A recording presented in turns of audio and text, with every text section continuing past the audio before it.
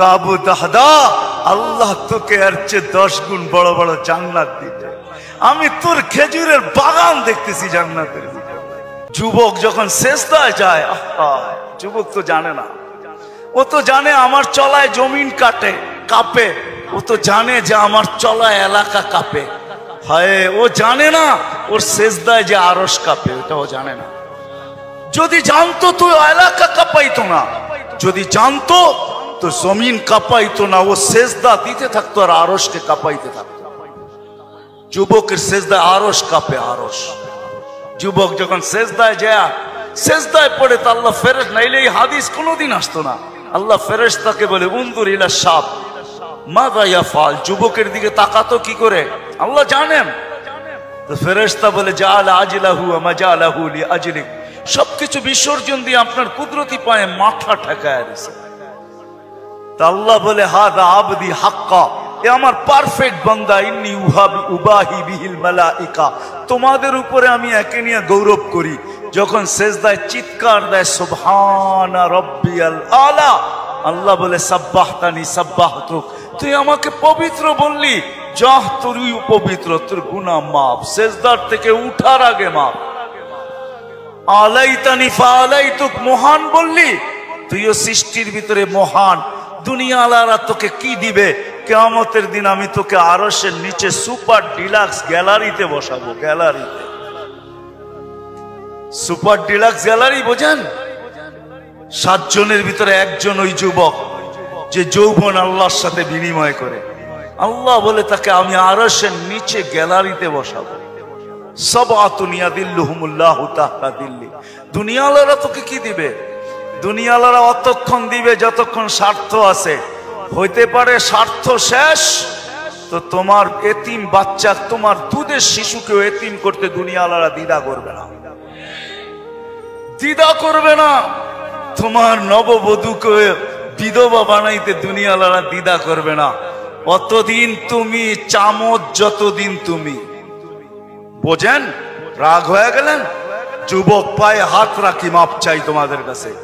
অতদিন তুমি দুনিয়াওয়ালাদের কাছে দাম পাবে যতদিন তুমি চামচ হবে, চামচ। আল্লাহ বলে আমার কাছে দাম ভিন্ন। সত্য এটি। এই জন্য আসেন আজকের মজলিস থেকে ওয়াদা করে উঠি যে আজকের থেকে ভাববো যে আমি যে কোনো মুহূর্তে যেতে পারি। আমি বাবাইতে চাই, এই জন্য আমার কাছে পিছনে একটা প্রমাণ আছে। এই উম্মত যদি ভাবতে ভাবতে কোনো দিক দিশা না দেখে, আর যদি মাথায় হাত উঠায়া দিয়া চিৎকার দেয় আল্লাহ কোনো দিকেই তো দেখি না, নিজেকে কি ধ্বংস করে ফেললাম, এটা মুখ দিয়া উচ্চারণ করতে দেরি, আল্লাহ ঘোষণা দিতে দেরি করেন না। ফালাম্মা তায়াক্কানতা বিল বাওয়ার ওয়া যানানতা আন্নাকা মিন আহলিন নার মানাহতু ইলাইকা রিদওয়ানি ওয়াল্লাইতু ইলাইকা গুফরানি ওয়া কুলতু লাকা লা তাহসান গফারতু লাকা যুনুবা ওয়াল আওসার ওয়া লিআজলিকা সাম্মাইতু নাফসিয়াল আসিসুল গফফার। আল্লাহ বলে তুই চিৎকার দিতে দেরি, আমি রেজার চাদর দিয়ে তোকে ডাকতে দেরি করি না, মাগফিরাতে ডুবাইতে দেরি করি না। তুই অনুভব করিস না, তোর পিঠে হাত রাখা আমি বলতে থাকি চিন্তা করিস না, গুনাহ খাতা মাফ করে দিলাম, তোর জন্যই তো আমি আজিজুল গফফার।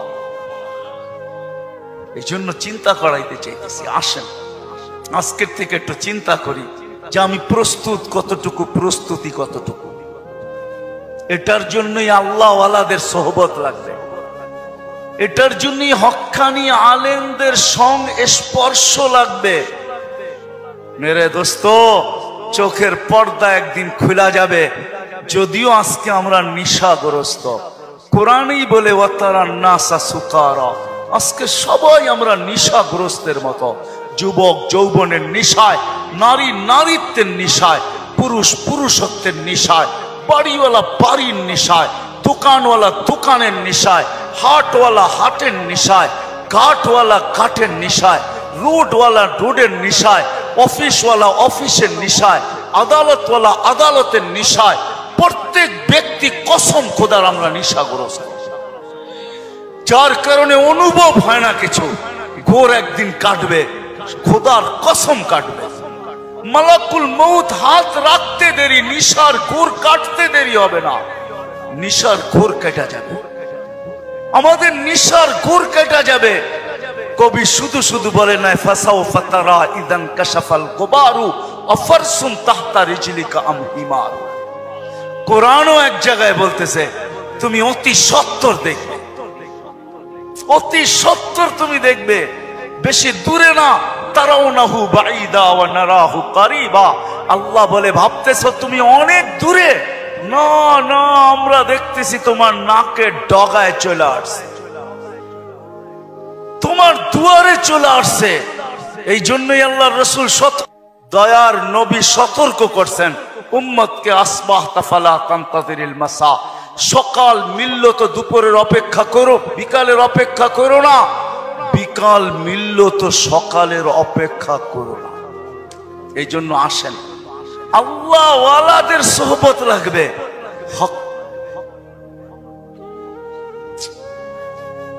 আল্লাহ ওয়ালাদের সোহবত লাগবে, হক্কানি ওয়ালাদের সোহবত লাগবে।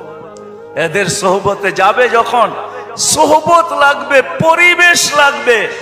ওই পরিবেশে যখন যাবেন, ওই সোহবতে যখন যাবেন, ওই জায়গায় যখন যাবেন, তখন পর্দা আস্তে আস্তে সরতে থাকবে। সূর্য যেমন উঠতে থাকে তো ঘন কুয়াশাও আস্তে আস্তে সরতে থাকে। এক সময় সবকিছু ক্লিয়ার হয়। হক্কানি ওয়ালাদের, আল্লাহ ওয়ালাদের সোহবতে যখন যাবেন, তখনই নিশা কাটতে থাকবে। ঘরে যখন আলোচনা হইতে থাকবে, নারী পুরুষ যখন আলোচনা করবে, তখন আস্তে আস্তে কুয়াশা কাটতে থাকবে। এই জন্য সবার কাছে দরখাস্ত, আসেন আসেন। লম্বা করার সুযোগও আমার কাছে নাই, কারণ আমি অসুস্থ, আমার চোখ উঠছে, তা নিয়েও আমি আসছি, কিন্তু ওয়াদা দিছি এই জন্য চলে আসছি। আমি আসছি গত 9 তারিখে, 1 মাস টানা সফর করার পরে আমেরিকা থেকে আসছি। আসার পরের দিন থেকে অসুস্থ, আর প্রতিদিনই প্রোগ্রামে যেতে হয়, কেননা ওয়াদা। এরা কি জবাব দিবে মানুষের সামনে? ইজ্জত বেজ্জতির প্রশ্ন বিদায় চলে আসছি, বিদায় শেষ জায়গা আমি চলে আসছি। আসেন ভাবি, ভাববেন তো? পাক্কা ওয়াদা করতেছেন? হ্যাঁ, আরে চিন্তা করেন, ওই উম্মত কেন চিন্তা করবে না যার চিন্তায় 60-70 বছরের ইবাদত রাখা আছে? লা তাফাক্কুরু সাআতিন খায়রুম মিন ইবাদাতি 60 আও 70 সানা। ওই উম্মতের চিন্তার কোনো প্রয়োজন ছিল না। সে চিন্তা করবে তো করবেই বা কেন? তার চিন্তার ভিতরে কোনো ওয়েট ছিল না, ওজন ছিল না, কোনো বিনিময় ছিল না। এই উম্মত চিন্তা করবে না তো করবে না কেন? যার প্রত্যেক চিন্তার মুহূর্তের বিনিময় 60-70 বছরের ইবাদত দেওয়ার জন্য আল্লাহ প্রস্তুত। নাইলে এই হাদিস আমাদের দুয়ার পর্যন্ত আসতো তো আসতো কেন? একটু বিবেক দিয়া ভাবেন না? আল্লাহ বিবেক দিছে, ভাবেন। ভাববেন না কেন? ভাবেন, আপনি ভাবেন। ভাবনার দ্বারা কি হবে? একটু আগেই তো আমি হাদিস শুনাইলাম, এই উম্মতের ভাবনারও ওজন আছে। এই উম্মত ভাবতে দেরি, আল্লাহর রহমত উম্মতের দিকে ছুটে আসতে দেরি করে না। এই জন্য ভাববো, হক্কানি আলেম আর আল্লাহ ওয়ালাদের সোহবতে যাব। যাবেন তো? হ্যাঁ যাবেন? হ্যাঁ, কমসে কম নামান, কমসে কম নিজের নামটা লেখায় রাখেন, কাজে দিবে। জানি না কথাটা কতটুকু সত্য কতটুকু মিথ্যা, কিন্তু ছোটবেলার থেকে ছুঁইনা আসতেছি, এই জন্যই বলতেছি। আবার দেখতেছি যে কথাটা আসলেও সত্য। ইউসুফ আলাইহিস সালামকে যখন বুড়ি কিনতে যান, তো সবাই বলছে বুড়ি তুমি কিনবে তো কিনবে কি কইরা? টেন্ডার তো সবার আগে শো কইরা বসে আছে মিশরের বাদশাহ। এর টেন্ডারের উপরে যাবে তো যাবে কে?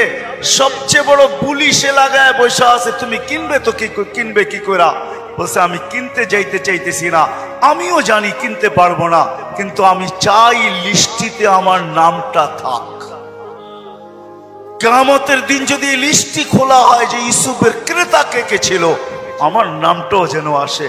সত্য এটাই, কিয়ামতের দিন হক্কানি আল্লাহ ওয়ালাদের, ওলামাদের লিস্টিও খোলা হবে। লিস্টি যদি খোলা না হইতো তাহলে এই কথা আমার কাছে কোনোদিন পৌঁছতো না। এই উম্মতকে আল্লাহ ডাইরেক্ট জাহান্নামে পাঠাবেন না, ফয়সালা হয়ে গেল পাঠাবেন না, ডাইরেক্ট পাঠাবেন না। অন্য উম্মত ফয়সালা হবে সিধা জাহান্নামে, এই উম্মত যাবে না। এই উম্মতকে আল্লাহ এক জায়গায় নিয়ে জড়ো করবে। জড়ো করা বোঝেন তো? একত্রিত করবে। ওই জায়গায় নিয়ে করবে যেই জায়গা দিয়ে আলেমরা জান্নাতে যাবে। যখন আলেমরা ওইখান দিয়ে অতিক্রম করবে তো আল্লাহ পুরা মজমাকে বলবে, কে কাকে চিনো, কাল লিস্টিতে কার নাম আছে, তাড়াতাড়ি ধরো, চলা কিন্তু গেল। তো যায়া ধরবে, হযরত আপনার লিস্টিতে তো আমার নাম আছে, আপনাকে তো আমি চিনি, মহব্বত ছিল, ভালোবাসা ছিল, আসা যাওয়া ছিল, উঠা বসা ছিল, চলাফেরা ছিল, খাওয়া লওয়া ছিল, আর শুনেও আসতেছি আপনারা সুপারিশের অধিকার পাইছেন। আল্লাহ আপনাদের সুপারিশ কবুল করবে, আমাদের ফয়সালা জাহান্নাম হয়ে গেছে, একটু যদি হাত উঠায়া দিতেন হয়তো নিষ্কৃতি পাওয়া যেতাম। তো আলেমরা দেখবে যে ঠিক কিনা তার কথা, ওইখানে আল্লাহ প্রমাণিত করবে প্রজেক্টরের ভিতরে, দেখতে সে যা বলবে ওটা সত্যায়িত হইতে থাকবে। তারপরে আলেমরা সম্মিলিতভাবে আল্লাহকে বলবে, আল্লাহ আমরা জান্নাতে যাব না। তা আল্লাহ বলবে, কেন যাবে না? এরা সবই তো আমগো লিস্টির মানুষ, সবই তো পরিচিত, এরা দুযোগে চলে যাবে আর আমরা জান্নাতে চলে যাব। রাসূলুল্লাহ সাল্লাল্লাহু আলাইহি ওয়াসাল্লামকে মুখ দেখাবো তো দেখাবো কি? যাব না। বলছে কেন, কখন যাবে? এদেরকে দিলে যাব। তা আল্লাহর রহমত জোশ আসবে, আল্লাহ বলবে যে যাকে চিনো নিয়ে চলে যাও, এটার নামই সুপারিশ। এই জন্য বলি কমসে কম নামটা রাখেন লেখা, জান সম্পর্ক জোড়েন আল্লাহ ওয়ালাদের কাছে, আর বলেন হুজুর আমার নামটা একটু লেখা রাখেন, যে আপনার সাথে আমার সম্পর্ক লেখা রাখেন। চড়বেন তো, নাইলে আমি এত লম্বা কথা বলতাম না। আর তিথি হইল আজকের থেকে কোনোদিন নামাজ ছাড়বো না, ওয়াদা কিন্তু পাক্কা। যেইখানে থাকি, যেই অবস্থায় থাকি, যেইখানেই থাকি ওইখানেই দাঁড়ায় যাবে। দুনিয়ার কিছু নামাজ আছে, এক নামাজে জান্নাত আছে। হ্যাঁ হ্যাঁ আছে, হুজুরকে জিজ্ঞেস করেন। পাহাড়ের চূড়ায় আজানের আওয়াজ গেছে, ওইখানেই দাঁড়ায় গেছে আল্লাহু আকবার। চূড়ার নামাজ তাকে জান্নাত দিবে, জান্নাত। হ্যাঁ, ক্ষেতের ভিতরে আছে, ক্ষেতের আইল বলেন আর লাইল বলেন আর যেটাই বলেন, ক্ষেতের ভিতরে আছে, আজানের আওয়াজ আসছে, ওইখানেই আতাইলের ভিতরে বলেন আর লাইলের ভিতরে বলেন আর আইলের ভিতরে বলেন, গামছা বিছাইছে আর আল্লাহু আকবার। মালিক তুই বড়, আমার ক্ষেত বড় না। অফিসে আছে, কাজ করতে করতে ছুটার রাস্তা নাই, চেয়ারের পাশে দাঁড়ায় গেছে আল্লাহু আকবার। এই সমস্ত ক্ষেত্রগুলা জান্নাত ওয়াজিব করে দেয়, ওয়াজিব। আল্লাহ ফেরেশতাদেরকে দেখায় কত ব্যস্ত, দেখ, তারপরেও আমার ডাক শুনতে দেরি, আল্লাহু আকবার বলতে দেরি করে নেয়। আল্লাহ কত বড়। আমি যদি বিজ্ঞান পড়াইতাম আপনাদেরকে, তাহলে পড়াইতাম আল্লাহ কত বড়। কার কুদরতি পায়ে রাখা, পাও রাখার অনুমতি, মাথা রাখার আপনাকে অনুমতি দিতেছে। আল্লাহু আকবার শুধু তর্জমা জানি, আল্লাহ মহান, কিন্তু সৌরজগৎ দিয়া জানি না। যদি সৌরজগৎ পড়াইতাম তাহলে আপনাদেরকে আমি দেখাইতাম কত বড় আল্লাহর কুদরতি পায়ে আপনি মাথা টেকাইতেছেন, কত বড় আল্লাহ। এটা সৌরজগৎ পড়া ছাড়া বুঝে আসবে না আল্লাহ কত বড়। সৃষ্টি পড়া ছাড়া বুঝে আসবে না আল্লাহ কত বড়। উর্দু জগৎ পড়া ছাড়া বুঝে আসবে না আল্লাহ কত বড়। তখন আল্লাহ বড় বলবেন, কিন্তু দিয়া বলবেন, কিন্তু দোকান। আল্লাহ বড় মানি, কিন্তু দোকান কার কাছে রেখা যাব, অফিস কার কাছে রেখা যাব, ক্ষেত খামার কার কাছে রেখা যাব, কিন্তু বলবেন। আর যদি আল্লাহকে চিনার মতো চিনেন, তাহলে ওই সাহাবীর মতো বলবেন, নামাজে ব্যথা, নামাজে প্রতিবন্ধক। পাখি বাগানের ভিতরে ফরফর করতেছে, নামাজের ধ্যান ছুটা গেছে। ঘন বাগান ছিল, খেজুরের বাগান, তো পাখি ফরফর করতে যায়, নামাজের থেকে ধ্যান ওইদিকে সরা গেছে। সালাম ফিরাইতে দেরি, বাগান সৎকা করতে দেরি করে না। সৎকা থাকবে না বাস, বাজবে না বাঁশি, থাকবি না তুই, ফরফর হবে না, আমার নামাজের ধ্যানও নষ্ট হবে না। আমি তো আল্লাহু আকবরের সামনে। আল্লাহকে যদি চিনে তাহলে ওই আবু দাহদার মতো হয়, এক খেজুর গাছ 600 খেজুর গাছের বাগান, এক খেজুর গাছের বিনিময়ে। আল্লাহর রাসূল ওয়াদা করছে এক সাহাবীর সাথে যে খেজুরের মালিক থেকে তোকে বাগান গাছ নিয়ে দিব, কিন্তু ও ছিল মুনাফিক। বলছে খেজুরের গাছ আমাকে দে, তোকে আমি জান্নাতে বাগান নিয়ে দিব। ইয়া রাসূলুল্লাহ, আমার ছেলে সন্তান এই খেজুরের গাছের খেজুর খুব পছন্দ করে, এটা ছাড়া যা চাইতেন তাইলে দিতাম, এটা দিব না। আবু দাহদা পাশে দাঁড়ায়া শুনতেছিল, তো বলছে ইয়া রাসূলুল্লাহ, কানে কানে আমি নিয়ে দিলে দিবেন? অবশ্যই দিব, কেননা উনি মুনাফিকের রব চিনতেন। তো যা বলছে খেজুর গাছ বেচবি? আল্লাহর রাসূল রে দিলাম না, তোকে কি করে দেই? কতগুলা খেজুর গাছ হইলে দিবি না? এটা কতগুলা হইলে দিবি না? তো বলে খেজুরের সিজন চলতেছে, সব গাছে খেজুর ভরা। বলছে তোমার ওই 600 বাগানের 600 খেজুর গাছের বাগানটা আছে, ওইটা দিবা? তাহলে দিয়া দিব। ডান, দিয়া দিলাম। দে খেজুর গাছ। ডন কয়া ছুটা শুরু করছে, কেননা আবু উম্মুদ দাহদা খেজুর বাগানের ভিতরে বাচ্চা কাচ্চা নিয়ে খেজুর পাহারা দিতেছিল, নিজে খেজুরের বাগানও ঢোকে নাই, বাহির থেকে দাঁড়ায় চিৎকার দিতেছে, উম্মুদ দাহদা কি হয়েছে? জলদি বাহির হ, খেজুর গাছ বেচা বিক্রি হয়ে গেছে। কোথায়? আল্লাহর রাসূলের সাথে জান্নাতের বাগানের বিনিময়। তো ছেলে সন্তান নিয়ে মহিলা স্লোগান দিতে দিতে বাহির হইতেছে, কি? রবিহাল বাইয়া বা দাহদা, রবিহাল বাইয়া বা দাহদা। আবু দাহদা, বড় লটারি জিতা গেছিস তুই, বড় লটারি জিতা গেছিস।